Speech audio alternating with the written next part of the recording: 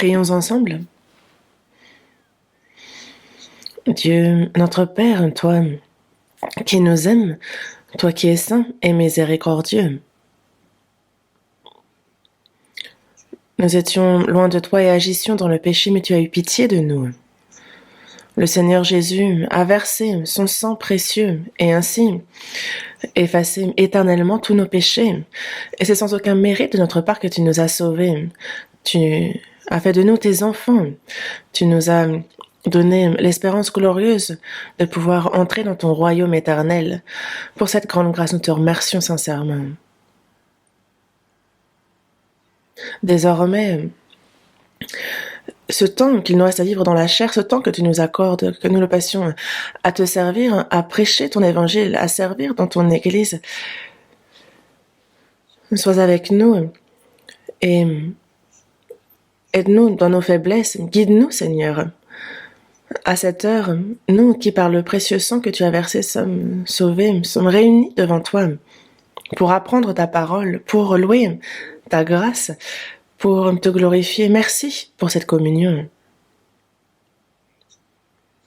La pandémie de la Covid-19 ne nous permet pas tous d'être ici présents, d'être ensemble, et c'est en divers lieux que les frères et sœurs écoutent là où ils sont. Nous te remercions, Seigneur, d'être avec chacun d'entre nous.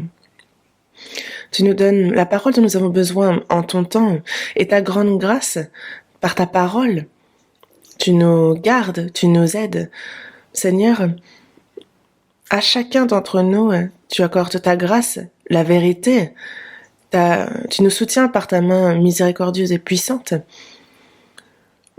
Et dans cette génération difficile, aide-nous à pouvoir vivre comme il se doit en tant que chrétiens. Tu nous guides-nous dans cette direction. À ceux qui sont malades, rétablis-les promptement. Ceux qui, dans leur cœur, sont éprouvés, sont faibles, accorde-leur la grâce en toutes choses pour qu'aucun ne chancelle, qu'aucun ne trébuche. Il y a loin, en divers lieux, dans des conditions difficiles, ceux qui te servent, qui gardent leur foi. Il y a tous ces frères et sœurs. Seigneur, accorde-leur une grâce toujours plus grande. Sois avec eux par ta puissance. Guide-les. À cette heure, nous sommes ardents et te demandons de nous guider. Nous avons prié au Seigneur Jésus qui nous aime. Amen. Merci. Ouvrons la Bible. Épître aux Philippiens, chapitre 2. Épître aux Philippiens, chapitre 2.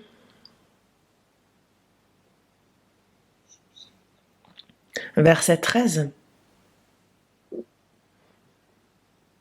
Lisons ce seul verset. Philippiens chapitre 2, verset 13.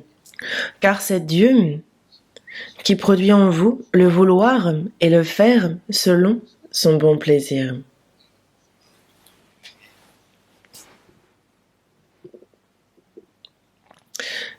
Éphésiens chapitre 5.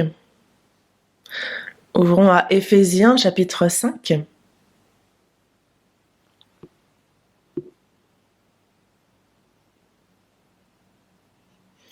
Versets 17 et 18. Éphésiens chapitre 5, versets 17 et 18. C'est pourquoi ne soyez pas inconsidérés, mais comprenez quelle est la volonté du Seigneur. Ne vous enivrez pas de vin, c'est de la débauche. Soyez, au contraire, remplis de l'esprit. Jusqu'ici?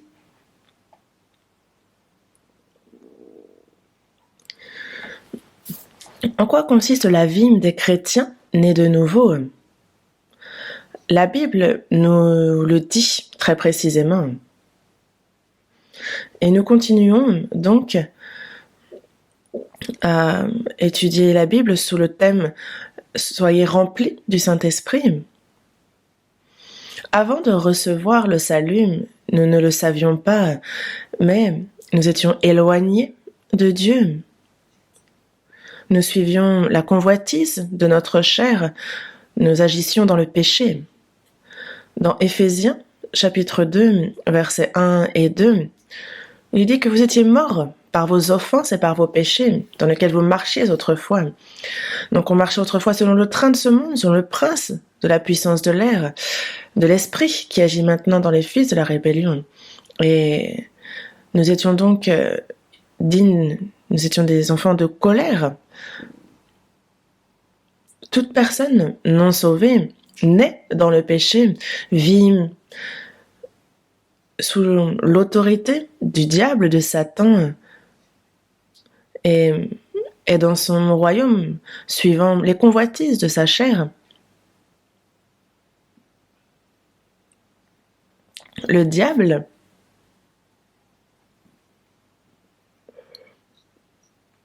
justement, il stimule, il excite les mauvais penchants des hommes, il tente, séduit le cœur des hommes pour qu'ils vivent dans le péché. C'est ainsi qu'il agit au cœur des hommes. Mais Dieu, lui, nous sauve. Il nous libère de l'autorité de la mort, de la puissance de Satan. Il nous transfère dans son royaume et c'est désormais, il nous guide pour vivre au sein de sa puissance. Après notre salut, la vie du chrétien, désormais en tant qu'enfant, né de nouveau, enfant de Dieu, désormais c'est au sein de sa puissance, c'est sous sa gouverne que nous vivons notre vie de foi. C'est en cela que ça consiste. Par notre volonté, par nos efforts, nous ne pouvons pas nous libérer de la puissance de Satan. Et de même, une fois sauvés, ce n'est pas par notre puissance, par notre volonté que nous pouvons vivre selon la volonté de Dieu et comme il se doit en tant qu'enfant de Dieu.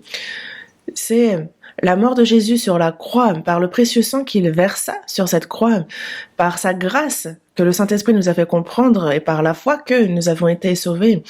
Et le Saint-Esprit aussi nous renouvelle chaque jour.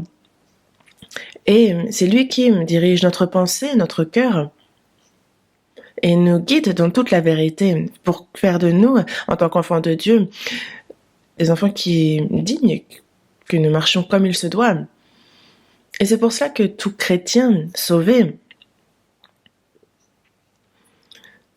doit constamment être rempli de cette grâce, doit être saisi par la puissance du Saint-Esprit toute sa vie. Et il doit s'efforcer justement d'être dans cet état. Dans Éphésiens, chapitre 5, verset 8, il est bien dit « Ne vous enivrez pas de vin, c'est de la débauche. Soyez au contraire remplis de l'esprit. » Une personne enivrée, pourquoi boit-elle du vin? C'est que lorsque la personne est enivrée, lorsqu'elle est saoule, alors vraiment, elle oublie. Une personne qui se drogue aussi. On dit des personnes qui se droguent qu'elles sont un peu comme dans un autre monde et les gens qui sont dans cet état ont l'air de ressentir un certain plaisir, une certaine joie. Et ils font avec courage des choses qu'ils n'auraient jamais fait sans être sous l'emprise de l'alcool ou de la drogue. Et ce sont des choses du domaine du péché qu'ils font.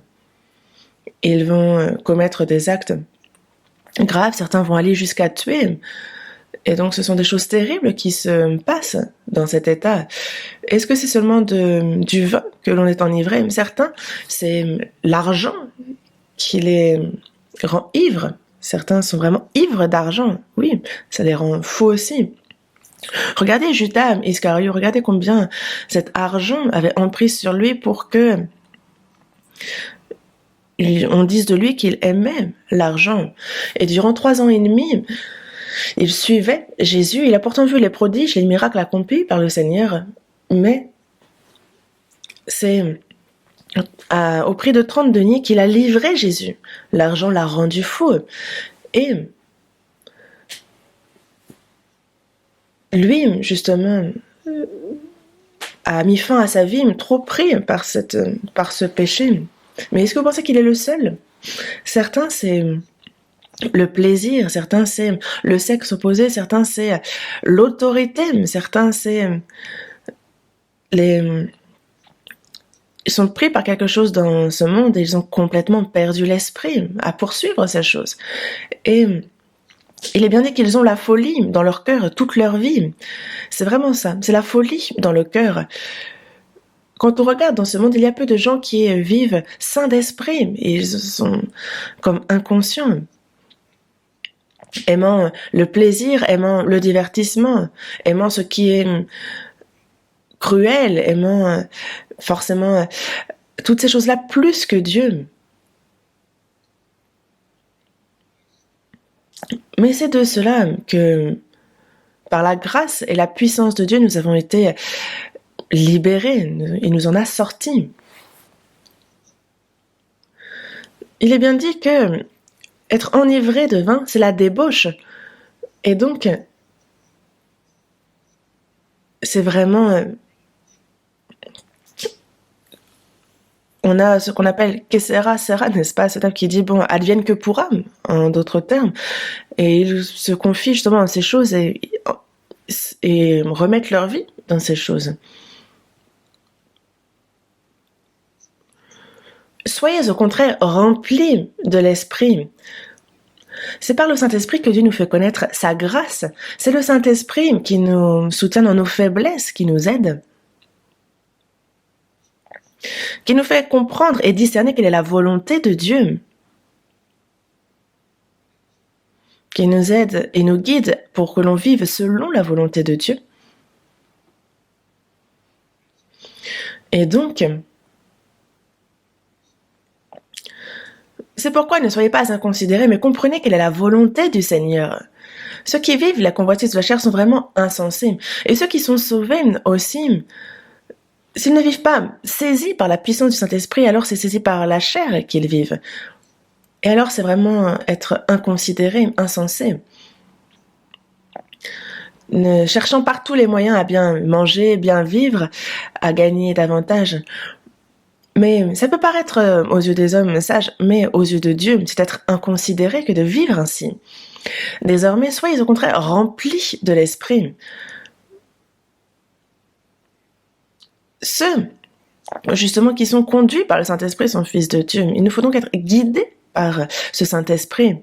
Le Saint-Esprit est en nous, mais en être rempli, c'est en être vraiment au comble, en être complètement rempli. Et c'est quelque chose que l'on doit recharger, que l'on doit remplir chaque jour. C'est comme le téléphone, il reste un petit peu de batterie, mais on va le recharger. Et nous, si on veut continuer à utiliser notre téléphone comme d'habitude, il faut que on le recharge constamment, n'est-ce pas? Il faut le recharger. Et c'est pareil pour tout l'électronique. Et il en va de même pour notre chair, n'est-ce pas? Notre chair aussi doit se nourrir constamment. On mange au moins 3 fois par jour. Sinon, on n'a pas d'énergie, on ne peut rien faire. Soyez remplis du Saint-Esprit. Ce n'est pas d'être sauvé constamment, mais c'est d'être rempli de cet esprit et de l'être de manière continue. Et comment faire une telle chose? Chaque jour, tout ce qui remplit ce monde, c'est l'œuvre du diable, c'est vraiment des tentations. Et si l'on cherche à vaincre le diable, ce monde et ces choses-là, cela ne marche pas avec notre propre force. Il nous faut être rempli de la grâce, de la vérité, de la parole, de la puissance de Dieu. Il faut que l'on en soit rempli pour justement vaincre le péché et toutes ces choses. Soyez au contraire remplis de l'esprit. Et c'est nécessaire, c'est un ordre pour que l'on puisse vivre comme il se doit notre vie de foi. Et c'est comme quelqu'un qui ne mange qu'un repas par jour et qui a faim tout le reste de la journée. Et c'est quelqu'un qui va être en déficience, qui va avoir des insuffisances alimentaires, il va manquer de choses et ne pourra pas agir justement. Et c'est pareil, nous, si spirituellement nous sommes faibles, c'est la chair qui va reprendre le dessus. Venir à l'église, faire la prière, agir de manière similaire, mais certains, c'est un peu comme la voiture qui n'a plus de batterie. Vous avez la voiture, mais vous ne pouvez pas la démarrer. C'est comme un téléphone qui n'aurait plus de batterie, qui serait à plat et que vous souhaiteriez téléphoner avec. Est-ce que vous pouvez? Non. La vie d'une foi ne va pas marcher, la prière ne va pas fonctionner non plus. Sans être rempli du Saint-Esprit, c'est impossible. Et c'est pour ça que je vous casse les oreilles avec le fait de devoir être rempli de l'Esprit.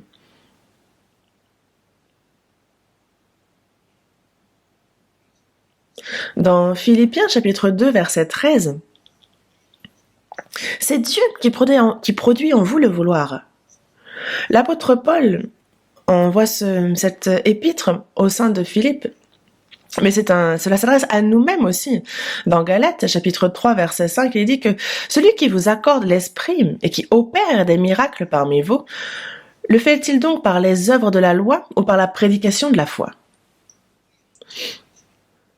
Celui qui vous accorde l'Esprit, donc lui, cet Esprit qui opère des miracles parmi vous, lui qui agit au sein de l'Église, qui agit au sein de chacun d'entre nous, c'est l'Esprit qui agit, qui opère.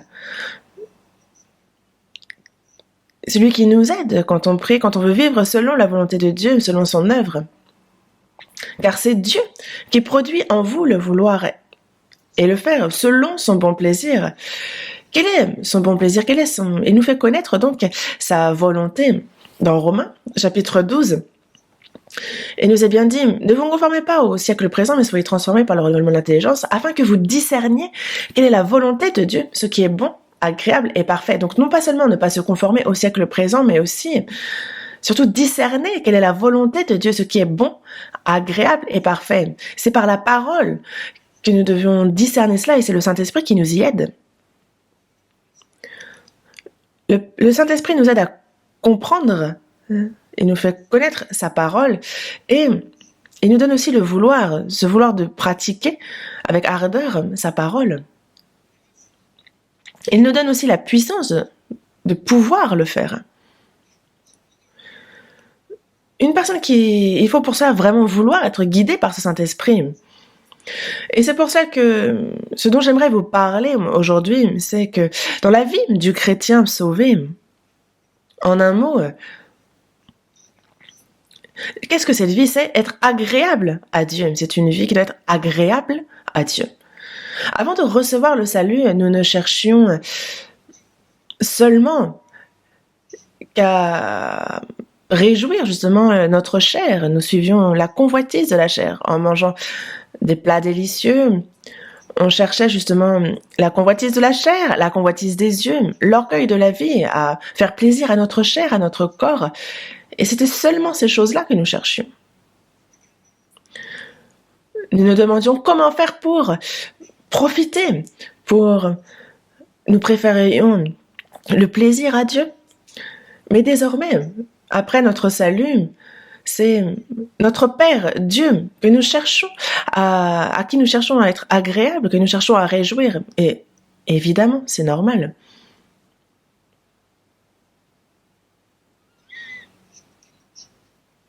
Les parents qui nous ont mis au monde, qui nous ont élevés,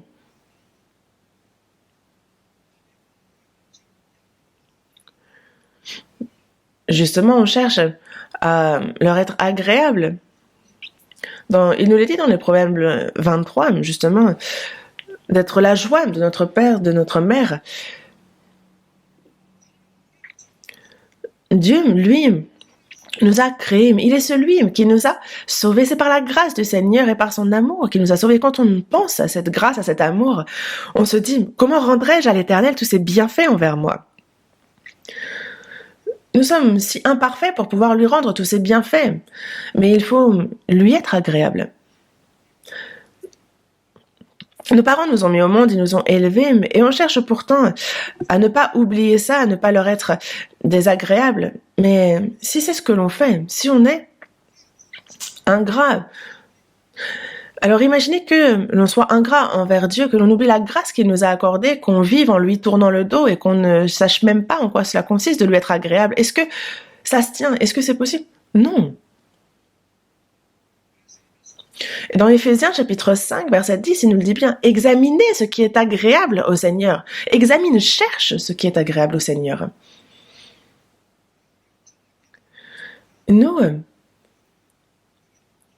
Il nous faut chercher par tous les moyens à être agréable à Dieu. examiner. Et la Bible nous dit, il est fait en sorte que l'on puisse savoir, et le Saint-Esprit nous le fait connaître aussi. Quelle est la volonté de Dieu? Mais il faut pour ça le vouloir.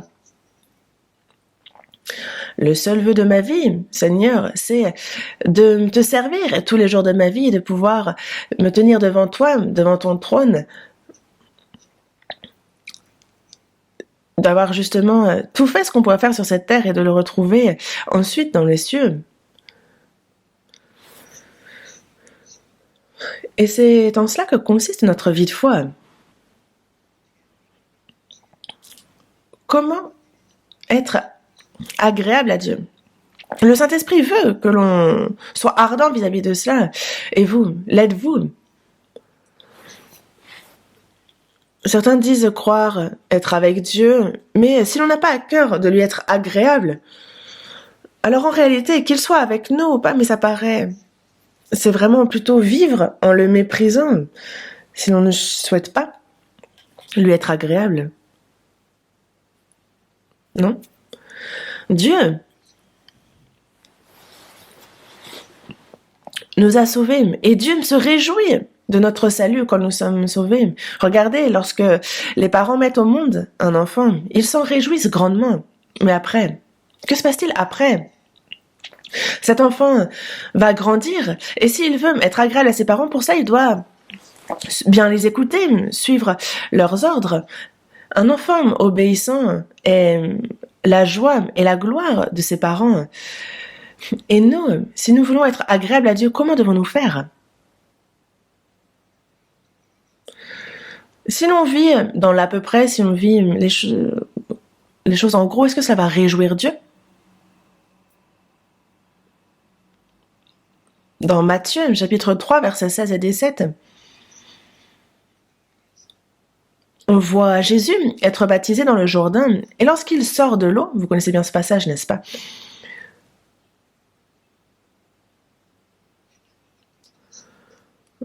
On voit justement que Jésus, qui aime Dieu, qui est le Créateur, est venu sur terre. Il lui a été donné un corps pour qu'il vienne sur terre comme un pécheur. Il fut baptisé comme un pécheur par Jean-Baptiste. Lui qui n'a pas de péché. Pourquoi être baptisé? Le baptême, c'est pour les pécheurs.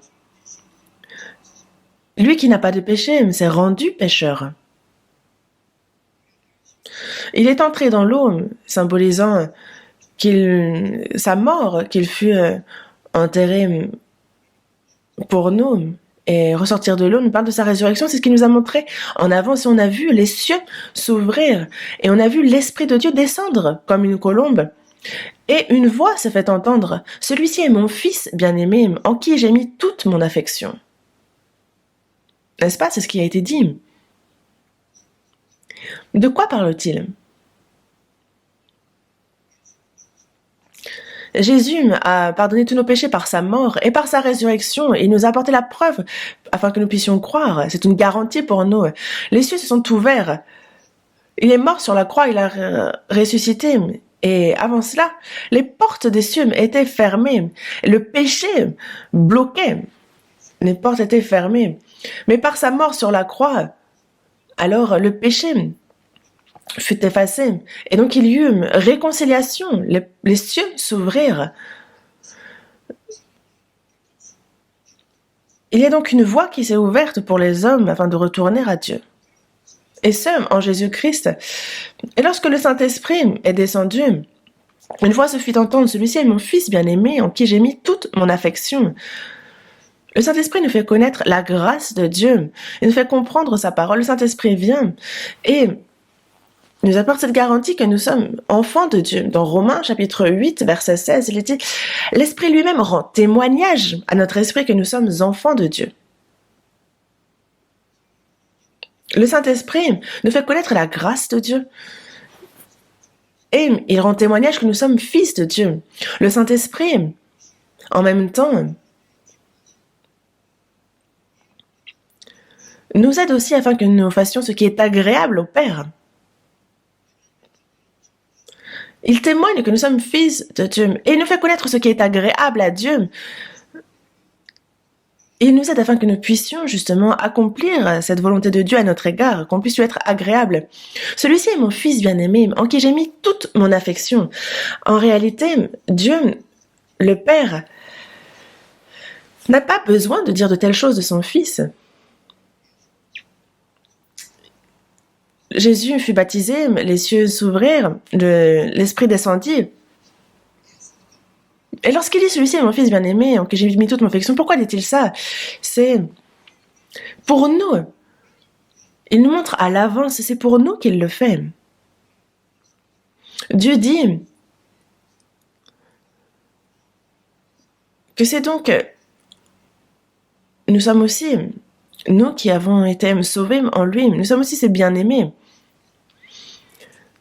Dieu nous a aimés, et non pas parce que nous l'avons aimé, mais il nous a aimés en premier. Lorsqu'un jeune enfant naît, on l'aime de manière inconditionnelle. Pourquoi? Parce que c'est notre fils, notre enfant. Et lorsque nous avons reçu le salut, Dieu s'en est réjoui. Dieu dit que la lumière soit, et la lumière fut. Dieu vit que la lumière était bonne. Il dit que la lumière était bonne, ça l'a réjoui, ça lui fut agréable. C'est ce que cela signifie. Lorsque la vie du Seigneur est en nous, alors, lorsque nous avons reçu le salut, cela a réjoui Dieu.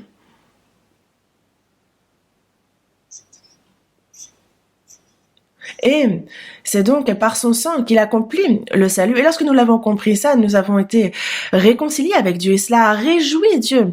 Il se réjouit inconditionnellement de notre salut. Dieu dit, c'est en lui que j'ai mis toute mon affection. Celui-ci est mon fils bien-aimé. Il dit cela de nous aussi. Et en réalité, nous ne sommes pas seulement devenus enfants de Dieu, mais il s'en est réjoui. Cela fut sa joie. Dans Jean chapitre 8, verset 29, Jésus, le Seigneur dit, « Celui qui m'a envoyé est avec moi, et il ne m'a pas laissé seul, parce que je fais toujours ce qui lui est agréable. »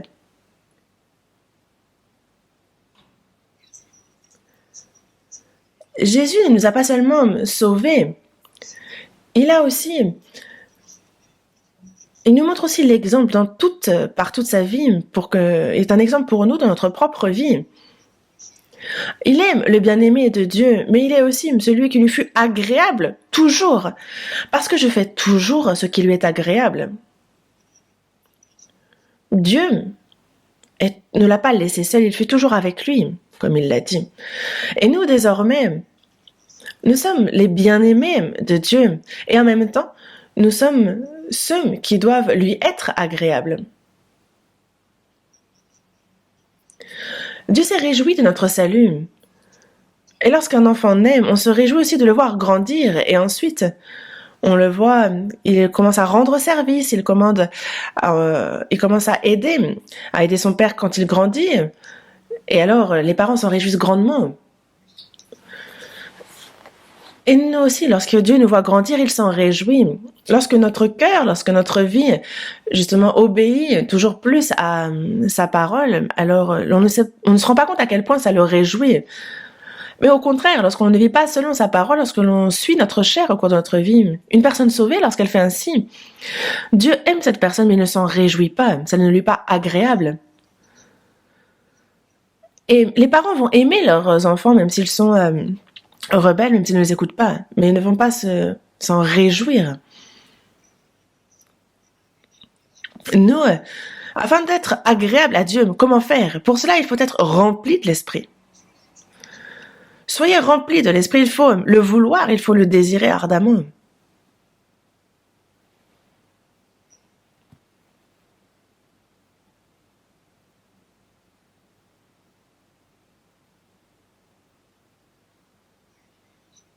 C'est Dieu qui produit en vous le vouloir et le faire selon son bon plaisir. Nous avons le Seigneur, le Saint-Esprit en nous. Dans Romains chapitre 8, il est bien dit que si quelqu'un n'a pas l'Esprit de Christ, il ne lui appartient pas. Et justement, l'Esprit demeure en nous. L'Esprit de Christ, l'Esprit de Dieu, le Saint-Esprit, c'est un seul et même Esprit. On parle du même. Le Père, le Fils et le Saint-Esprit, cette Trinité est en moi. Est-ce un mensonge? Notre salut est un miracle. Que nous soyons devenus enfants de Dieu est un miracle aussi. Que le Saint-Esprit soit en moi est aussi un miracle. La parole de Dieu est la vérité, c'est un fait. Mais parce que c'est une vérité si grande, certains n'y croient pas.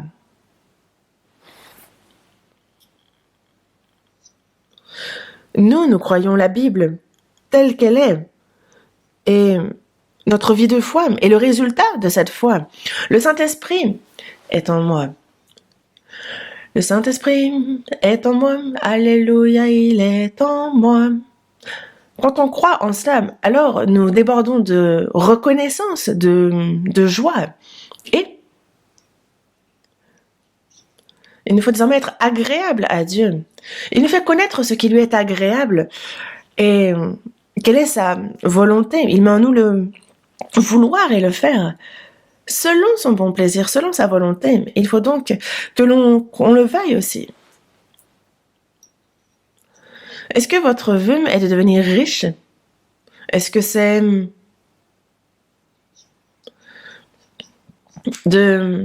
d'être haut placé dans ce monde? Est-ce votre vœu? De pouvoir faire tout ce que vous voulez dans ce monde? Est-ce ça votre vœu?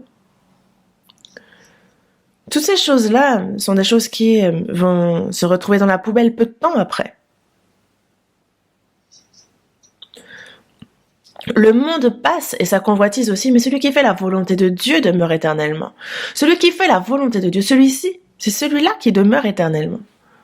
C'est ce qui reste. Désormais, nous, il faut que comme le Seigneur, nous soyons aussi agréables à Dieu, que nous lui soyons agréables réellement. Dans Romains, chapitre 15, verset 3, il est dit « Christ ne s'est point complu en lui-même ». Jésus est venu sur cette terre et tout ce qu'il a fait, ce n'est pas pour lui être agréable, ce n'est pas pour lui. Oh! Il cherchait à être agréable au Père, à Dieu. Il cherchait à faire ce qui est agréable au Père, à celui qui l'a envoyé. Et c'est quoi? C'est le salut des âmes. Et il a cherché donc à tout faire pour être agréable au Père. Et c'est pour cela qu'il accomplit le salut. Et c'est ce salut des âmes qui réjouit, qui est agréable au Père. Et c'est ce à quoi il s'est consacré. Il n'a pas cherché à être agréable à lui-même, à faire ce qui lui plaît. Non. Mais parfois, nous, ça nous arrive, n'est-ce pas? Mais il nous a dit, examinez ce qui est agréable au Seigneur. Mais si on est désintéressé de ces choses-là et que l'on cherche à se réjouir soi-même, à se faire plaisir, alors, vous allez me dire, mais nous, est-ce que j'ai pas ma volonté? Est-ce que j'ai pas aussi quelque chose que je veux faire? Ce n'est pas ce que je veux dire. Ce que je veux dire, c'est qu'il y a une priorité. C'est, premièrement, être agréable au Seigneur. On est d'abord agréable, on réjouit Dieu, et ensuite, c'est ça la priorité, et la suite vient après. Dans la première épître aux Corinthiens, chapitre 7, verset 33, on nous parle de celui qui est marié et de celui qui n'est pas marié. Et il dit, celui qui est marié s'inquiète des choses du monde, des moyens de plaire à sa femme. Il y a même une différence entre la femme et la vierge. Mais celle qui n'est pas mariée s'inquiète des choses du Seigneur, afin d'être sainte de corps et d'esprit, et celle qui est mariée s'inquiète des choses du monde, des moyens de plaire à son mari. Je dis cela dans votre intérêt, ce n'est pas pour vous prendre au piège. En fait, on voit ici le témoignage que rend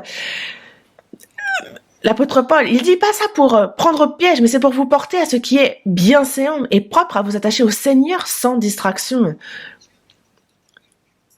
Si on est agréable au Seigneur, alors il n'y a pas besoin d'être agréable à nos parents, à notre mari ou aux frères et sœurs. Est-ce que c'est ce que cela veut dire? Non. On est agréable au Seigneur et après on peut aussi alors être agréable à tous les autres. Si on est agréable au Père, alors on peut être agréable à son mari ou à sa femme. Mais ce sont des composants de ce contenu plus grand. Désormais, nous, Il faut que l'on cherche comment lui rendre ses bienfaits envers nous, comment lui être agréable. Il faut que l'on examine, il faut que ça devienne notre vœu de lui être agréable. Dans la première épître aux Corinthiens, chapitre 6, verset 9, il dit « Vous avez été rachetés à un grand prix. Vous ne vous appartenez pas à vous-même. Ne devenez pas esclaves des hommes. » On a été rachetés à un grand prix, au prix du sang du Seigneur. Je ne m'appartiens plus à moi-même. Mon corps, mon âme, mon esprit, j'ai été racheté à un grand prix par le Seigneur. Vous avez été racheté à un grand prix. Un prix très élevé. Ne devenez pas esclaves des hommes. Dans Galates chapitre 1 verset 10 aussi, l'apôtre Paul le dit bien, si je plaisais encore aux hommes, je ne serais pas serviteur de Christ. On ne s'appartient pas à soi-même, on est le temple, on est le temple du Saint-Esprit qu'on a reçu de Dieu. Et donc il faut chercher à réjouir, à faire plaisir, à être agréable à Dieu. Parce que si on cherche à plaire aux hommes et pas à Dieu, alors on n'est pas serviteur de Christ, mais nous on a été rachetés à un grand prix. Il ne faut pas devenir esclave des hommes. Au sens où ce n'est pas la faveur des hommes, ce n'est pas à plaire aux hommes c'est pas ce qu'il faut vouloir. Sinon on n'est pas serviteur de Christ. L'apôtre Paul est vraiment quelqu'un qui s'est efforcé d'être agréable au Seigneur. Et c'est pour ça que dans la seconde épître aux Corinthiens, chapitre 5, verset 9, il dit bien nous nous efforçons de lui être agréable, soit que nous demeurions dans ce corps, soit que nous le quittions. Nous nous efforçons de lui être agréable. L'apôtre Paul, qu'il meure, qu'il vive, il a toujours cherché à être agréable au Seigneur. Il l'a réellement souhaité.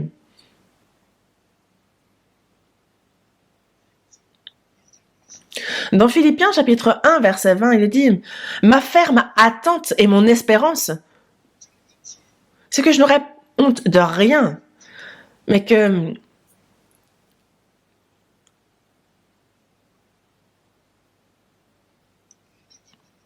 maintenant, comme toujours, Christ sera glorifié dans mon corps avec une pleine assurance, soit par ma vie, soit par ma mort. Alors qu'il était emprisonné à Rome, le jour du jugement arrivait. Il va donc... il ne sait pas, il sera peut-être condamné à mort, il sera peut-être libéré. Et il est face à ce jugement qui l'attend, à cette décision.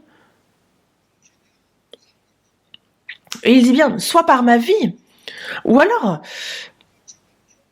par ma mort. Si je suis condamné à mort, si le verdict, c'est la peine capitale, ma ferme attente et mon espérance, quels sont-ils? C'est de n'avoir honte de rien, mais que toujours Christ soit glorifié dans mon corps, avec pleine assurance. Que je puisse aussi prêcher l'évangile, même si c'est devant le juge. Ma ferme attente et mon espérance, que Christ soit glorifié, de lui être agréable. Je n'ai que cette espérance, c'est mon seul vœu. Et nous alors? On dit, l'apôtre Paul n'était pas un homme ordinaire. Mais les gens comme nous, comment est-ce qu'on peut vouloir la même chose? Vous avez reçu le même salut, vous prêchez le même évangile, de quoi parlez-vous? Quelle est la différence? Les dons sont différents, mais nous avons la même foi, nous avons la même espérance.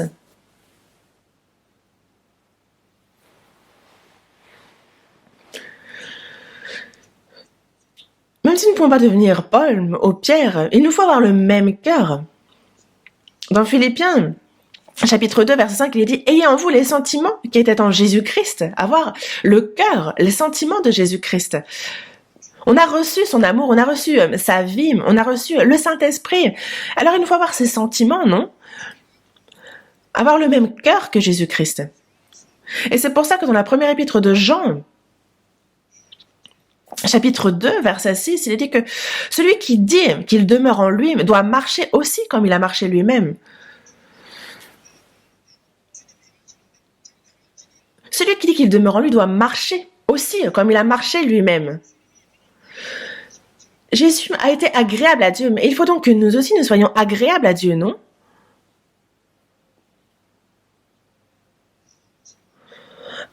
vivre sans réfléchir, suivre ce qu'on voit, chercher le confort, suivre les courants du vent. Ce n'est pas comme ça qu'on doit vivre.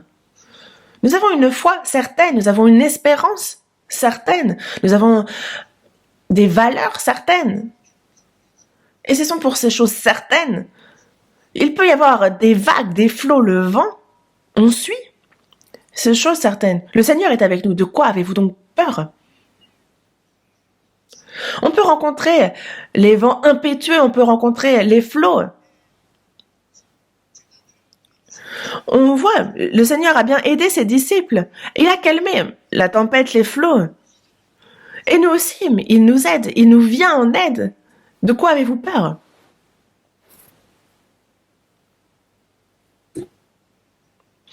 Après le salut, c'est vraiment ça.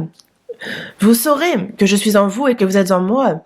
Dans Jean chapitre 14, verset 1, il dit bien ce jour-là, vous connaîtrez que je suis en mon Père et que vous êtes en moi et que je suis en vous. Le Seigneur est en moi et je suis en lui. Craignez-vous donc quelque chose? Est-ce que vous enviez quelque chose? Est-ce que vous avez de la crainte pour quelque chose? Je vous en ai parlé la dernière fois déjà. Dieu nous aide. Si Dieu est pour nous, qui sera contre nous, hein? Qui nous séparera de l'amour de Christ? C'est ça la foi. Le Seigneur est avec nous. Il nous faut croire en ce qu'il est avec nous. Alors il n'y a aucune crainte, on n'a pas d'envie pour qui que ce soit alors. Si le Seigneur est avec nous, s'il est pour nous, ça peut être des montagnes élevées, ça peut être des vallées, ça peut être les crevasses, en fait. Où que nous soyons, le Seigneur est avec nous. Et où que l'on soit, si le Seigneur est là, alors ça va. Si le Seigneur n'est pas là, ce monde, c'est l'enfer. Hein.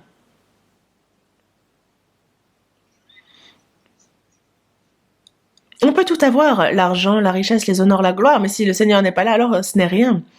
Mais où que l'on soit, si le Seigneur est avec nous, le Seigneur Jésus est dans mon cœur. Je suis satisfait rien que par sa présence. Il ne faut pas seulement chanter ces cantiques, il faut le vivre.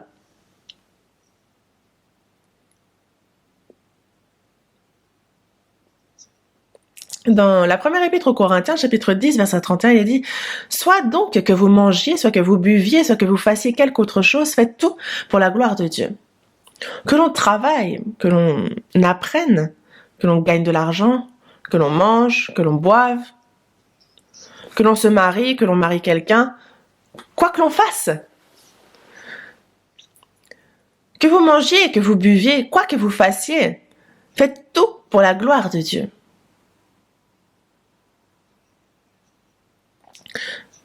Faire tout pour la gloire de Dieu, pour lui être agréable. Notre but ultime, c'est la gloire de Dieu.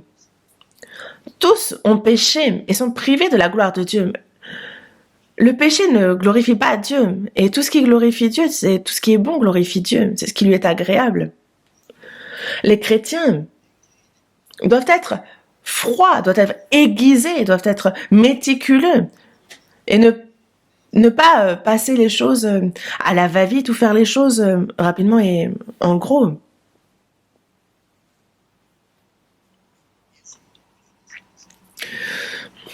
Lorsque Jésus fut transformé, transfiguré, Pierre, Jean et Paul et Jacques l'ont vu, et justement ils ont vu combien il était lumineux, et il dit,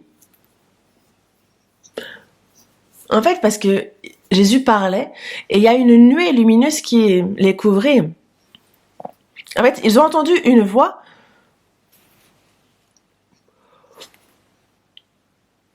Pierre ne savait plus quoi dire. Il a dit, oh, c'est le paradis.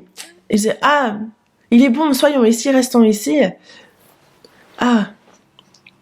On va faire une tente, une pour Moïse, une pour toi Seigneur, une pour Élie.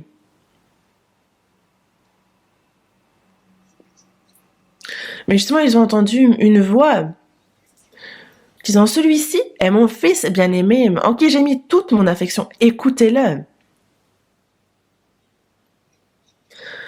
Dans Matthieu, chapitre 17, on voit, ils entendent la voix de Dieu dire, celui-ci est mon fils bien-aimé, en qui j'ai mis toute mon affection. Écoutez-le. Et donc, si on veut être agréable au Seigneur, il faut nous revêtir de son amour. Si on veut être agréable à Dieu, il faut seulement que l'on écoute la parole, que l'on obéisse à la parole du Fils de Dieu, de son bien-aimé, de celui en qui il a mis toute son affection. C'est aussi simple.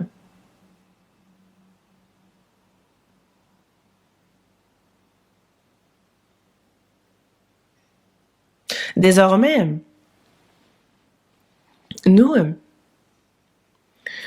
c'est par la grâce de Dieu que nous avons été sauvés, que nous sommes devenus enfants de Dieu, le Saint-Esprit est en nous, et que l'on vive, que l'on meure, l'on cherche à être agréable à Dieu. On s'efforce de lui être agréable. Il ne faut pas oublier ce cœur. Hébreux, chapitre 11.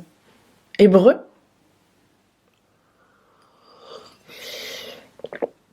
chapitre 11.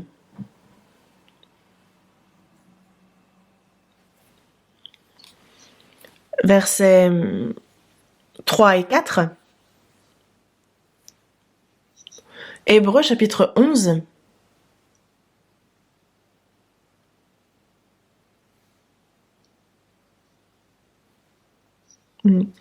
Versets 4 et 5. Versets 4 et 5.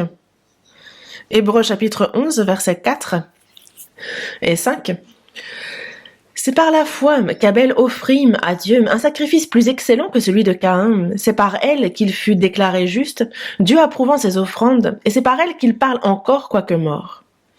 C'est par la foi qu'Enoch fut enlevé pour qu'il ne vit point la mort, et qu'il ne parut plus parce que Dieu l'avait enlevé, car avant son enlèvement, il avait reçu le témoignage qu'il était agréable à Dieu.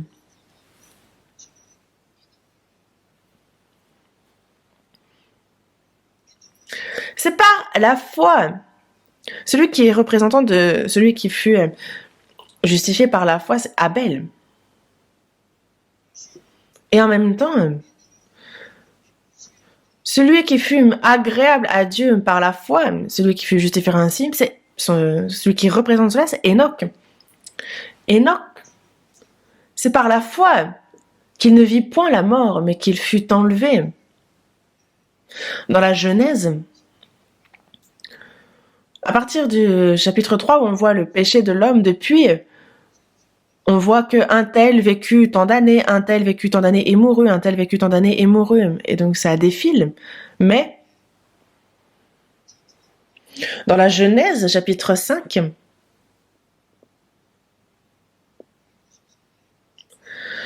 dans la Genèse, chapitre 5, on voit que Enoch marcha avec Dieu. Et puis, il ne fut plus, parce que Dieu le prit.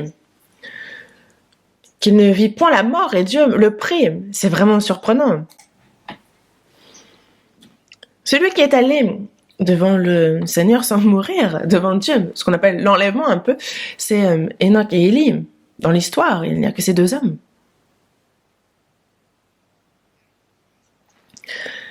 Enoch fut pris avant le déluge, et il nous montre à l'avant cet enlèvement que connaîtront les sauvés avant les tribulations et la fin de ce monde, réservé pour le jugement par le feu. Il a marché avec Dieu, il lui fut agréable. Et donc, c'est aussi une image pour nous des chrétiens qui, sauvés, vivent pour être agréables à Dieu et sont enlevés. Il ne vit point la mort, et il ne parut plus parce que Dieu l'avait enlevé. Mais surtout, avant son enlèvement, il avait reçu le témoignage qu'il était agréable à Dieu. Dieu l'a donc pris. Mais avant d'être enlevé, il a reçu un témoignage de Dieu. Le témoignage qu'il était agréable à Dieu. Ce témoignage-là. Et nous aussi, Nous aussi, comme Abel, nous avons été justifiés par la foi, sans qu'on n'en ait rien fait, comme Abel. Et nous n'avons pas seulement cru en ce qu'il nous a sauvés, mais nous croyons aussi au fait qu'il est avec nous, que nous sommes agréables à Dieu et nous pouvons recevoir ce témoignage que nous sommes agréables lorsque c'est justement par la foi que nous nous efforçons de lui être agréables. Et il nous faut donc nous-mêmes recevoir ce témoignage que l'on est agréable à Dieu avant que l'on soit enlevé. Mais nous qui sommes sauvés, nous avons donc reçu le témoignage que nous sommes enfants de Dieu, mais avez-vous reçu le témoignage que vous êtes agréable à Dieu? Est-ce que vous pensez pouvoir recevoir ce témoignage avant d'aller retrouver le Seigneur? On ne sait pas quand est-ce qu'il va revenir, n'est-ce pas?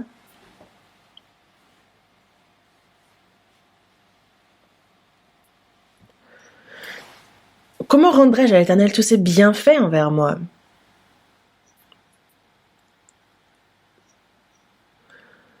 Celui qui est agréable à Dieu est celui qui cherche à rendre à l'Éternel tous ses bienfaits.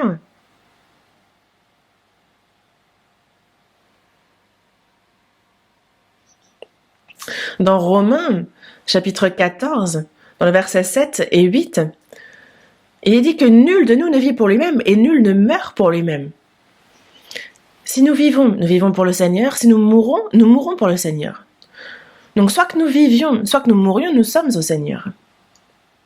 Nous qui sommes sauvés parmi nous, nul ne vit pour lui-même. N'est-ce pas? Est-ce que parmi nous, il y a quelqu'un qui vit pour lui-même?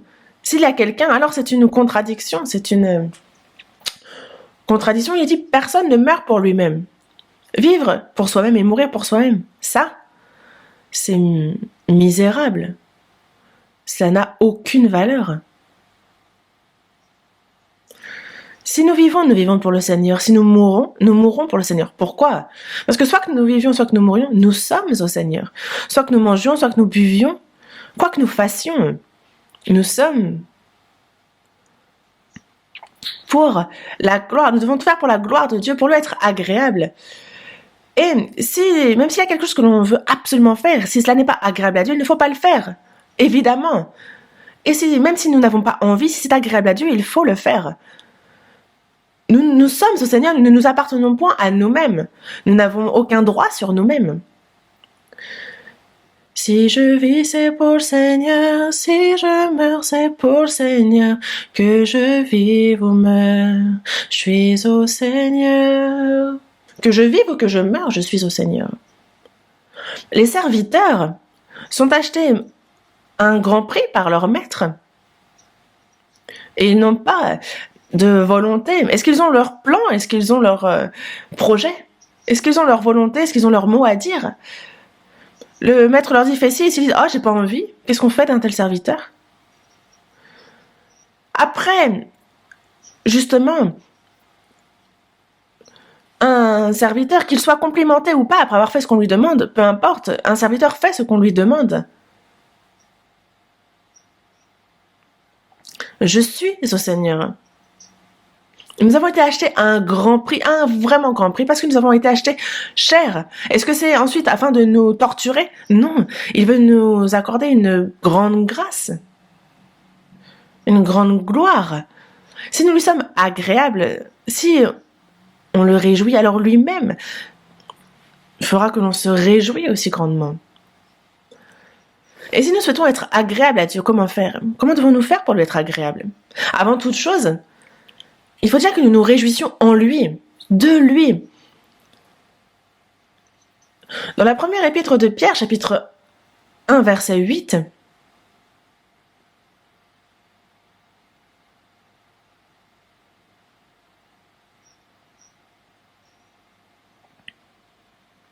il est dit, lui, que vous aimez sans l'avoir vu, en qui vous croyez sans le voir encore, vous réjouissant d'une joie ineffable et glorieuse. Dieu a sauvé notre âme et cela nous réjouit grandement.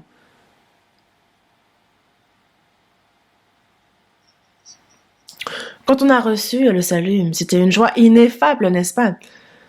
Moi, justement, c'était le 31 octobre en 64, aux alentours de 20h30. Et quand j'ai reçu le salut, lorsque j'ai compris sa grâce, je me suis dit, mais c'est un rêve. Je vivais seule, dans l'obscurité. On me confiait une église, j'étais pasteur dans une église. Et à ce moment-là, pourtant, quand j'ai reçu le salut, j'ai sauté partout. J'ai compris. Je louais le Seigneur, criant justement, ah, j'ai reçu la rédemption par le précieux sang du Seigneur versé par cet agneau, par le sang de cet agneau. Et j'ai encore le même cœur.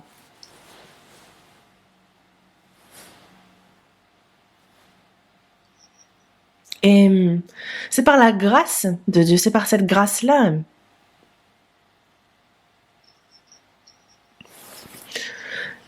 Et justement, on a reçu pour prix de notre foi le salut de nos âmes. Dans Habakkuk chapitre 3, on nous parle du figuier qui ne fleurit pas, de la vigne qui ne produit rien, du fruit de l'olivier qui manque, des champs qui ne donnent pas de nourriture, des brebis qui disparaissent du pâturage. Mais il n'y a plus de bœufs non plus dans les étables. Mais je me réjouis dans le Dieu de mon salut. Le salut est notre simple source de réjouissance. Il n'y a pas de fleurs, il n'y a pas de fruits, il n'y a pas de produits de la vigne, il n'y a pas de brebis, il n'y a pas de bœufs, il n'y a rien. Toutefois, je vais me réjouir dans le Dieu de mon salut. Qu'en pensez-vous? Est-ce qu'il y a quelque chose dans ce monde qui vous réjouit? Alors, si cette chose disparaît, vous allez être complètement pitoyable, n'est-ce pas? Les choses de ce monde ne sont absolument rien. Seule la personne qui se réjouit dans le Seigneur, alors, celui qui se réjouit de sa grâce, de sa gloire, alors, seule cette personne pourra lui être agréable. Ceux qui cherchent à obtenir le plaisir, à chercher les choses agréables de ce monde, ne peuvent réjouir le Seigneur.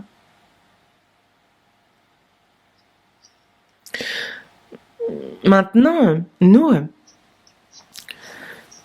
allons voir en quoi cela consiste d'être agréable à Dieu. Nous allons apprendre sur cela. Et il nous faut ensuite le pratiquer pour lui être véritablement agréable. Première épître aux Thessaloniciens, chapitre 4.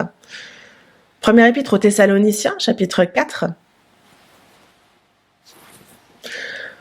Première épître aux Thessaloniciens, chapitre 4, verset 1.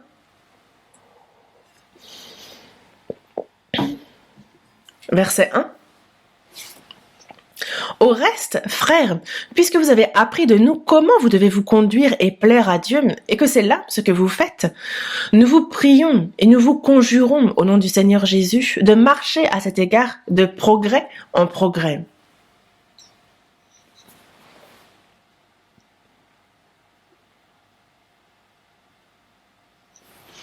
L'apôtre Paul envoie cet épître au sein de Thessalonique et leur dit « Au reste, vraiment frères ». Donc tout le long de l'épître, il parle, il prêche, et il dit ensuite « Au reste, frères, puisque vous avez appris de nous comment vous devez vous conduire et plaire à Dieu, et c'est là ce que vous faites, nous vous prions et nous vous conjurons au nom du Seigneur Jésus de marcher à cet égard de progrès en progrès. » L'apôtre Paul écrit cet épître au sein de Thessalonique il rend témoignage de l'amour, de la grâce de Dieu à ses saints. Et ils ont reçu avec une grande joie. Justement, c'est dit dans le chapitre 2, parce que ils ont reçu la parole de Dieu qu'ils leur ont fait entendre. Ils l'ont reçue comme la parole de Dieu et non pas comme la parole des hommes. Et donc, l'apôtre Paul leur a enseigné la parole. Il leur a enseigné pour le salut et comment être agréable à Dieu aussi. Et les saints de Thessalonique ont appliqué telle quelle cette parole pour être agréable à Dieu. Et l'apôtre Paul leur dit ici de marcher à cet égard de progrès en progrès. Parce que il nous le dit bien, l'apôtre Paul a continuellement rendu grâce à Dieu parce que lorsqu'il a fait entendre la parole de Dieu, ils l'ont reçue comme elle était, comme celle de Dieu, comme elle était véritablement, non pas comme la parole des hommes. C'est la parole de Dieu qui agit en ceux qui croient. Les saints de Thessalonique ont reçu l'enseignement de l'apôtre Paul, mais ne l'ont pas reçu comme la parole de Dieu, mais comme la parole de Dieu. Comme elle l'est véritablement. Et donc, C'est pour ça que la parole de Dieu agit en vous qui croyez. Et véritablement, ils étaient exemplaires, les saints de Thessalonique. Même au milieu d'adversité, ils étaient dans la joie. Et ils sont efforcés d'imiter l'apôtre Paul et le Seigneur. Et en toute chose, ils étaient exemplaires vis-à-vis aussi des autres églises qui étaient alentour. Et il est bien dit, votre foi s'est fait connaître en tout lieu. Alors qu'ils étaient peut-être, lorsque les saints de Jérusalem étaient dans une grande pauvreté, alors même justement les saints de Thessalonique qui connaissaient aussi une grande pauvreté ont pourtant donné afin de soutenir les frères et sœurs. C'est au milieu de tribulations qu'ils ont été éprouvés, mais leur joie débordait et leur pauvreté profonde pourtant ont produit avec abondance de riches libéralités de leur part. Et puisque vous avez appris de nous comment vous devez vous conduire et plaire à Dieu, et que c'est là ce que vous faites, nous vous prions, nous vous conjurons au nom du Seigneur Jésus de marcher à cet égard de progrès en progrès, de faire de mieux en mieux, toujours plus. Concernant le fait d'être agréable à Dieu et se dire « Ah bon, mais jusqu'à ce stade-là, ça va, c'est bon, c'est fini ». Non, jusqu'au dernier jour, jusqu'à ce que nous le rencontrions, c'est jusqu'à notre dernier souffle qu'il faut que l'on marche à cet égard de progrès en progrès. Il faut s'efforcer de plus en plus en cela, continuellement. Durant toute notre vie sur cette terre, comment être agréable au Seigneur? Aujourd'hui, comment pourrais-je être agréable au Seigneur? Si on cherche, on trouve. Lorsque on prêche l'évangile à ceux qui ne sont pas sauvés, qu'ils reçoivent le salut, ça, c'est agréable à Dieu. Car Dieu a bien dit se réjouir du salut d'une âme plus que de 99 justes. Dans Luc chapitre 15, verset 10, il dit aussi, je vous le dis, il y a de la joie devant les anges de Dieu pour un seul pécheur qui se repent. Il y a de la joie. Lorsque un pécheur se repent, lorsqu'il est sauvé. Et c'est pour cela que nous, justement, dans notre vie, on prêche cet évangile pour que cela soit agréable à Dieu, pour que le salut d'une âme, pour que les anges, que Dieu tous soient en fête dans les cieux. Les cloches dans les cieux sonnent, on retourne, un pécheur est revenu à Dieu, que cela glorifie Dieu, que cela glorifie Dieu. On entend grandement la joie dans les cieux. Et c'est ça, c'est ce qui réjouit Dieu, le salut des âmes. Et quand nous avons reçu le salut aussi, qu'on entend qu'un tel a reçu le salut, qu'on entend que un tel a reçu le salut même à l'étranger, ça vous réjouit, non? Ça nous réjouit parce que c'est agréable à Dieu aussi. Une personne sauvée, lorsqu'il y a des personnes plus faibles, on l'aide. Ça, c'était agréable à Dieu. C'est ça. Toutes les fois que vous avez fait ces choses à l'un de ces plus petits de mes frères, c'est à moi que vous les avez fait. C'est ce qui réjouit le Seigneur. C'est comme si on l'avait fait au Seigneur. C'est ce qui le réjouit. Il y a tant à faire pour être agréable à Dieu. Si on cherche, on trouve. Il y a tant à faire. Le service dans l'église aussi, même le plus petit des services, c'est quelque chose qui réjouit Dieu. Que les autres le voient, ne le voient pas, nous disent que c'est bien ou pas. Il suffit que cela plaise, que cela réjouisse Dieu, n'est-ce pas? Nous ne cherchons pas la faveur des hommes, n'est-ce pas? Nous ne cherchons pas à être agréables aux hommes. C'est pour ça que nous vivons. Non. Que les hommes apprécient ou n'apprécient pas, peu importe. La première des choses est d'être agréable à Dieu. Alors c'est bon.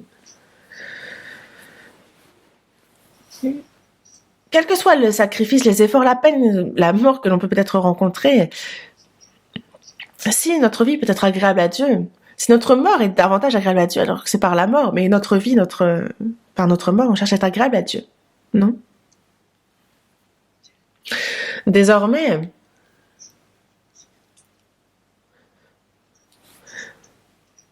une personne agréable à Dieu doit l'être continuellement. Voyons dans la Genèse, chapitre 5. Genèse, chapitre 5.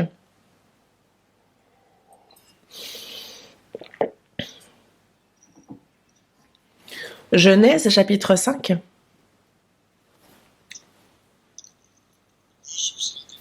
Verset 24.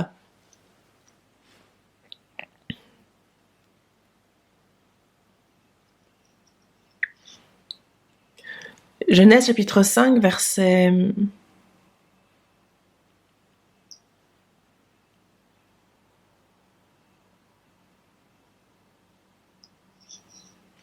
À partir du verset 22, Enoch, après la naissance de Méthusélah, marcha avec Dieu 300 ans et il engendra des fils et des filles. Tous les jours d'Enoch furent de 365 ans. Enoch marcha avec Dieu, puis il ne fut plus, parce que Dieu le prit. C'est avant le déluge, il vécut donc longtemps, comme d'autres hommes. Enoch aussi vécut longtemps.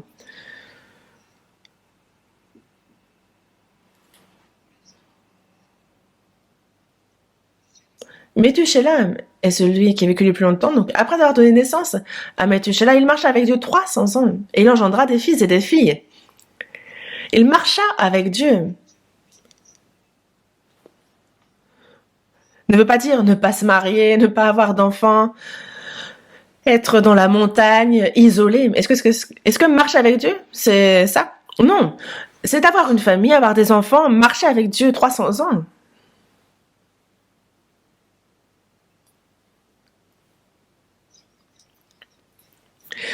Marcher avec Dieu 300 ans et il engendra des fils et des filles.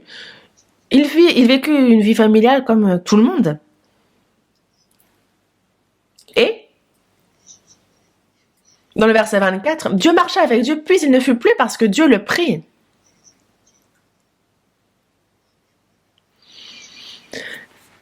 Enoch a reçu le témoignage qui était agréable à Dieu. Dans la Genèse, chapitre 5, ici, on voit qu'il marcha avec Dieu durant 300 ans. Marcher avec Dieu est ce qui est agréable à Dieu. Dieu a fait l'homme à son image. Dans quel but? Pour l'aimer, pour marcher avec lui. Dans le jardin d'Éden, Dieu était avec l'homme. Chaque jour, on pouvait converser avec Dieu, on pouvait marcher avec lui. Mais par le crime commis par Adam, alors cette communication fut rompue. Dans le jardin d'Éden, Adam fut donc chassé de ce jardin. Il a été maudit.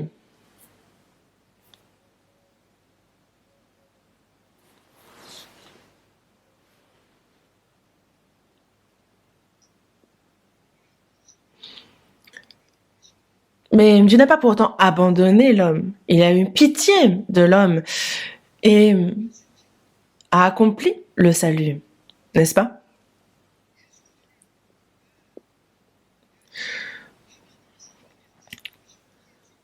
Jésus, eh bien, Dieu fait homme. Pourquoi a-t-il fallu qu'il vienne en homme, qu'il vienne sur cette terre maudite? C'est pour le salut des hommes.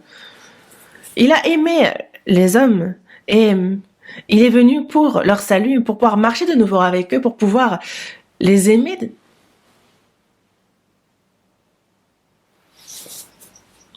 Jésus, par sa mort sur la croix, a justement réconcilié avec Dieu. Il a mis fin à l'inimitié entre l'homme et Dieu.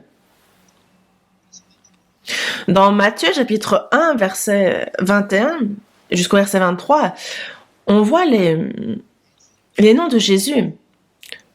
Donc, il y aura un fils, il lui donnera le nom de Jésus. C'est lui qui sauvera son peuple de ses péchés. Jésus signifie le salut. Quand on dit sauveur, Jésus, c'est pareil. Et on lui donnera le nom d'Emmanuel, ce qui signifie Dieu avec nous. Dans quel but nous a-t-il sauvés? Dieu nous a sauvés afin d'être avec nous. Nous qui étions éloignés de Dieu, ennemis de Dieu à cause du péché. Par sa mort sur la croix, il nous a réconciliés avec lui par le pardon de nos péchés. Il nous a manifesté son amour. Nous l'aimons en retour. Nous sommes réconciliés avec lui. Et nous pouvons désormais marcher avec lui. C'est le but de notre salut. Dans Jean chapitre 1, verset 14, il est dit de la parole qu'elle a été faite chair. Elle a habité parmi nous, pleine de grâce et de vérité. Et on a contemplé sa gloire, une gloire comme la gloire du Fils unique venu du Père. Ce qu'on appelle Logos Incarnation, ce qui est la parole faite chair. Il demeure, il a habité parmi nous. C'est vraiment Dieu parmi nous, qui marche avec nous. Et nous aussi, en fait, afin de nous emmener dans son royaume. Être sauvés, c'est que nous qui étions ennemis de Dieu, nous sommes réconciliés avec lui. Dieu est donc avec nous, il habite parmi nous. Il marche avec nous sur cette terre. Et une personne qui marche avec Dieu sur cette terre vivra éternellement avec Dieu dans son royaume. Et donc, le but pour lequel il nous a sauvés, c'est afin d'être avec nous, afin d'habiter, de demeurer en nous. Il nous a aimés à tel point qu'il a souhaité être parmi nous et pour cela, il a accompli le salut, il nous a accordé cette grâce de la rédemption. Jésus a toujours été agréable à Dieu, toujours. Et nous, désormais, il faut que toujours nous soyons agréables à Dieu. Il marche avec nous. Exode, chapitre 29. Exode, chapitre 29. Exode, chapitre 29, verset 45. Versets 45 et 46, Exode, chapitre 29, versets 45 et 46. J'habiterai au milieu des enfants d'Israël et je serai leur Dieu. Ils connaîtront que je suis l'Éternel, leur Dieu, qui les a fait sortir du pays d'Égypte pour habiter au milieu d'eux. Je suis l'Éternel, leur Dieu. Le peuple d'Israël est descendu en Égypte. Ils y ont vécu 400 ans et ils ont été esclaves, ils ont été asservis. Et ça, c'est que l'homme fait à l'image de Dieu n'a plus servi Dieu. Mais le fait qu'il soit esclave en Égypte, c'est que l'homme qui était fait à l'image de Dieu ne sert plus Dieu, mais sert au contraire le diable. Et qu'ils sont sous la servitude du diable. C'est ce que cela montre. Moïse, c'est un peu l'image de Jésus qui, par la puissance de Dieu, va faire tomber 10 plaies en Égypte et faire ainsi sortir son peuple d'Égypte et le sauver. Nous aussi, nous étions sous l'emprise du diable, nous étions dans son royaume des ténèbres. Et à travers cet exode, il nous montre justement, c'est l'ombre du salut. Le peuple d'Israël, après avoir quitté l'Égypte, ils se retrouvent dans le désert et ils construisent le tabernacle. Et il dit justement, vous, Dieu vous avait sorti du pays d'Égypte. Dieu est devenu votre Dieu, vous qui étiez esclaves en Égypte. Mais il l'a fait pour habiter au milieu de vous. Son but était afin que Dieu puisse habiter parmi eux. C'est pour ça qu'il les a fait sortir.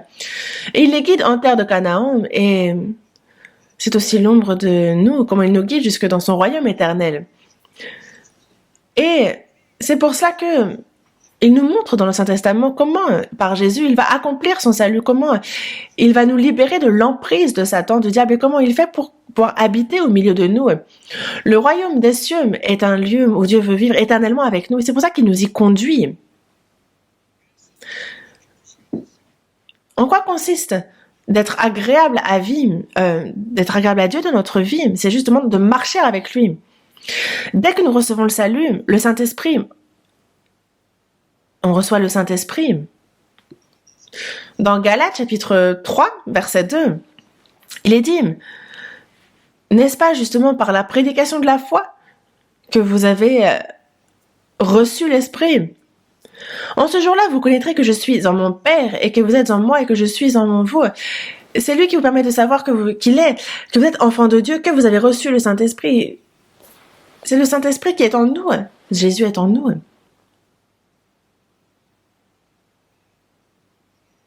Et ça, c'est vraiment surprenant. C'est si surprenant que les hommes se disent, la parole le dit, mais est-ce que le Saint-Esprit est vraiment en nous? Oh. Est-ce que vous pensez que le Seigneur ment? Est-ce qu'il dit qu'il est en nous et qu'il n'y est pas? Non, il y est. Mais c'est quelque chose que l'on oublie trop souvent. Le Seigneur est en nous. On se dit, tiens, s'il bougeait un peu, on pourrait s'en rendre compte. Mais en fait, on ne le sent pas, n'est-ce pas? Mais il est là. Nous, ce n'est pas quelque chose que l'on peut comprendre par notre entendement, mais s'il nous dit être en nous, il est en nous. Et c'est pour ça que dans Éphésiens chapitre 3 verset 17, il est dit que Christ habite dans vos cœurs par la foi. Il est donc en nous, dans notre cœur, et ça, il faut y croire. Il faut avoir foi en cela. Le Saint-Esprit est avec nous. Il nous protège, il nous garde, il nous guide.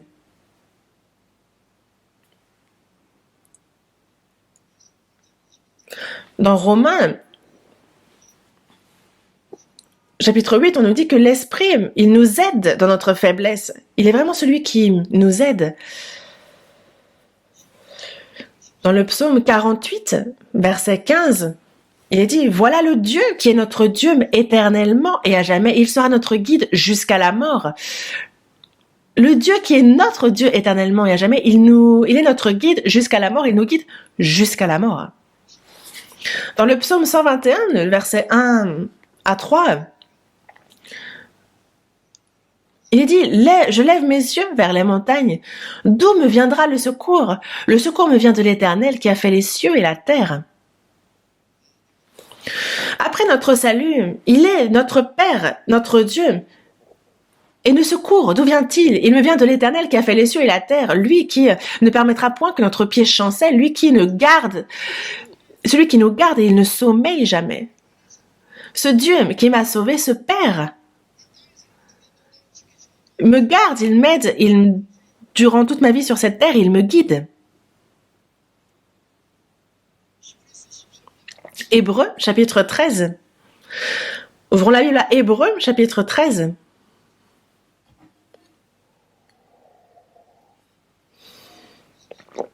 Hébreux, chapitre 13, versets 5 et 6.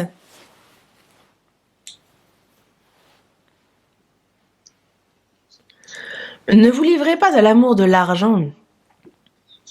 Contentez-vous de ce que vous avez, car Dieu lui-même a dit « Je ne te délaisserai point et je ne t'abandonnerai point. » C'est donc avec assurance que nous pouvons dire « Le Seigneur est mon aide, je ne craindrai rien.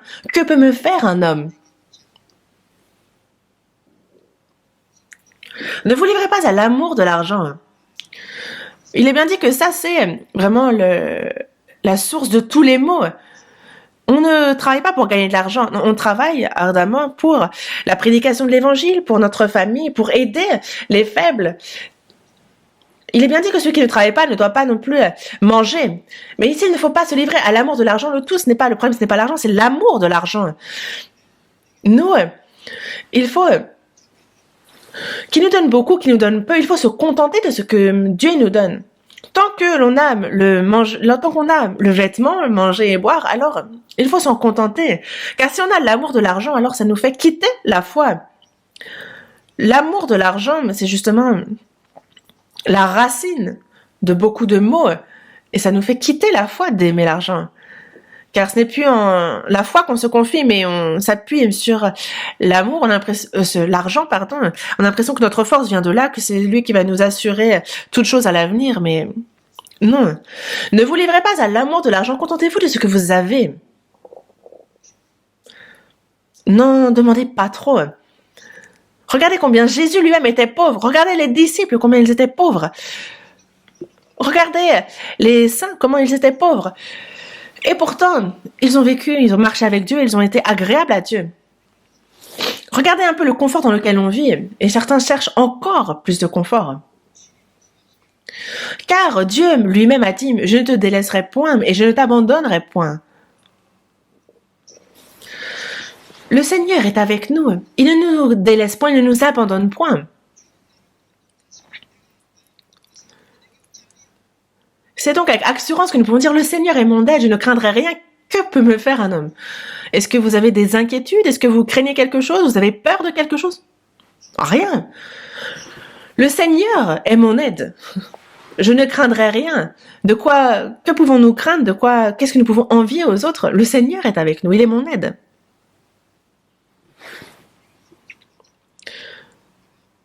Dans Michée, il est bien dit « On t'a fait connaître, ô homme, ce qui est bien. Et ce que l'Éternel demande de toi, c'est que tu pratiques la justice, que tu aimes la miséricorde et que tu marches humblement avec ton Dieu. C'est ça. Ce que Dieu veut, c'est que l'on marche avec lui humblement. On va à l'église, on prie, on loue le Seigneur, on donne quelques sous pour l'offrande. Ce n'est pas ça de marcher avec Dieu. Ce n'est pas ce qui réjouit Dieu. Mais il faut être ensemble constamment. C'est que tu marches humblement avec ton Dieu. C'est ce qu'il demande de nous. Il nous faut croire que le Seigneur est avec nous. Marcher avec Dieu, consiste en une vie qui le sert. Dans la première épître de Pierre, chapitre 2, verset 5, il est dit que vous-même, comme des pierres vivantes, édifiez-vous pour former une maison spirituelle, un saint sacerdoce, afin d'offrir des victimes spirituelles agréables à Dieu par Jésus-Christ. Nous, c'est dans le temple que chaque jour nous servons Dieu. Nous sommes des sacrificateurs. Nous offrons des victimes spirituelles agréables à Dieu par Jésus-Christ. Le souverain sacrificateur, il sert qui? Il se sert lui-même? Non, il sert Dieu. Et c'est donc, on offre des victimes spirituelles agréables à Dieu.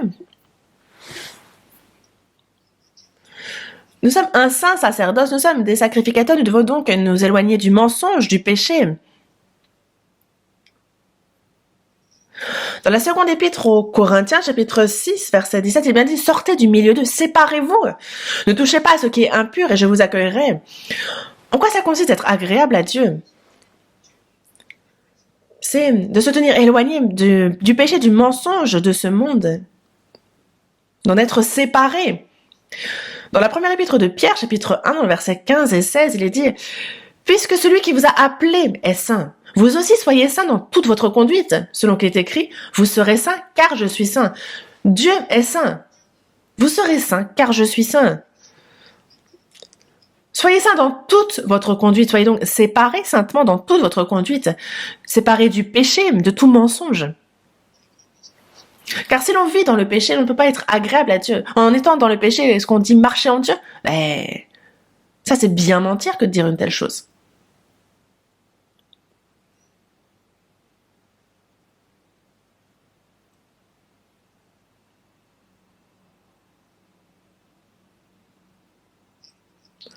Enoch a marché avec Dieu. Noé, avant le déluge, était justement un homme juste et intègre dans son temps. Noé marchait avec Dieu. C'est ce qui est dit de Noé. Et Enoch aussi a marché avec Dieu. Et Noé marcha aussi avec Dieu. Lui qui, avant le déluge, construit l'arche, il est dit qu'il marcha avec Dieu. Dans la Genèse, chapitre 6, verset 11, il est dit que la terre était corrompue devant Dieu, la terre était pleine de violence. Et donc, Dieu a parlé à Noé du jugement qu'il réservait pour la terre par les eaux. Il lui dit, prépare-toi une arche.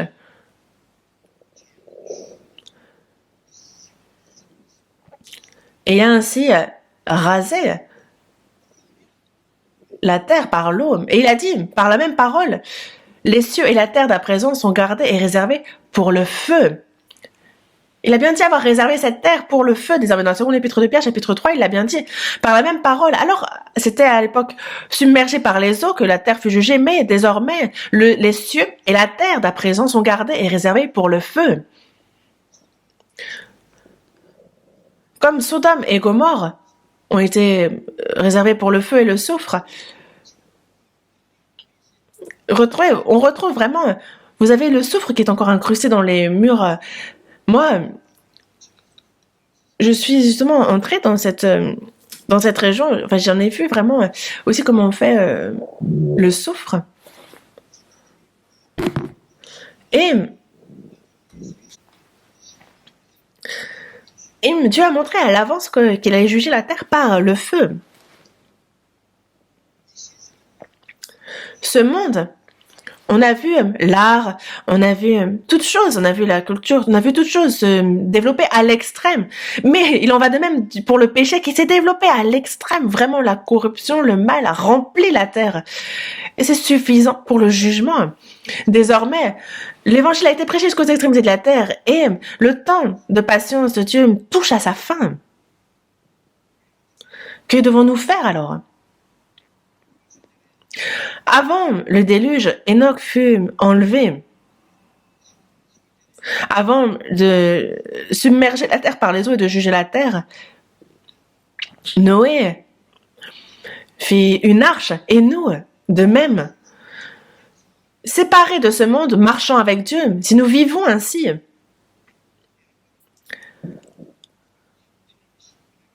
Enoch fut pris avant le jugement. Noé nous montre justement, je me dis, Enoch nous montre justement les saints qui seront enlevés avant les tribulations, et Noé représente les Juifs qui, eux, traverseront les tribulations, mais en seront sauvés. Nous vivons notre vie en marchant avec Dieu, en lui étant agréable, et le Seigneur, quand il reviendra, nous avons l'espérance de son retour, nous vivons attachés à ça. Voyons un dernier passage. Apocalypse, chapitre 21. Apocalypse, chapitre 21.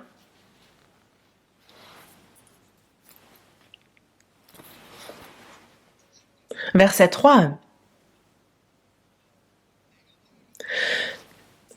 Et j'entendis du trône une forte voix qui disait: Voici le tabernacle de Dieu avec les hommes. Il habitera avec eux, et ils seront son peuple, et Dieu lui-même sera avec eux. Un nouveau ciel, une nouvelle terre. Il répète avec 3 fois dans ce verset. 3 fois, n'est-ce pas? Voici le tabernacle de Dieu avec les hommes. Il habitera avec eux. Et Dieu lui-même sera avec eux.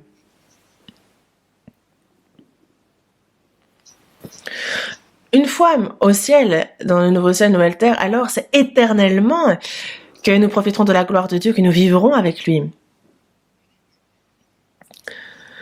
Et si on souhaite vivre éternellement avec Dieu, profiter de sa gloire éternellement, avant d'aller dans le royaume des cieux, pour cela, il faut lui être agréable dans cette vie et marcher avec lui. C'est bien la preuve de notre salut.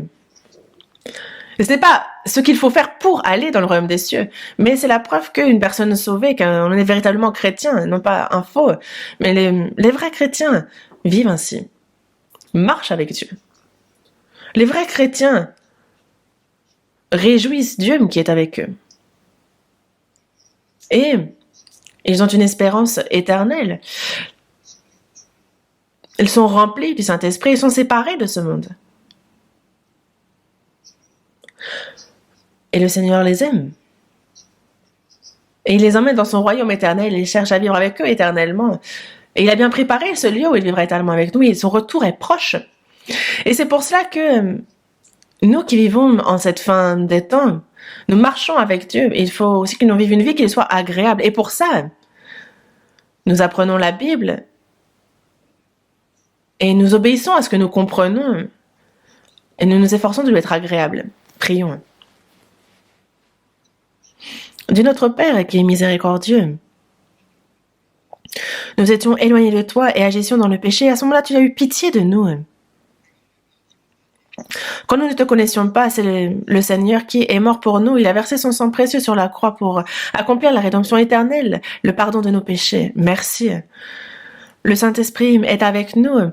Il nous aide dans nos faiblesses. Il nous garde. Il nous guide dans toute la vérité. Et durant le reste de notre vie, il nous permet de vivre pour ta volonté, pour ton œuvre. Il nous aide à être agréable. Merci Seigneur. Et que notre cœur ne soit plus détourné par les choses vaines de ce monde et que ne vivions plus selon la convoitise de notre chair, mais que l'on puisse poursuivre ta volonté, ce qui t'est agréable, que l'on puisse vivre pour ta gloire. Et que, Seigneur, toi qui reviens dans peu de temps, que l'on puisse ne pas être honteux devant ta gloire et que chacun d'entre nous soit guidé dans cette direction. Nous avons prié au nom du Seigneur Jésus. Amen.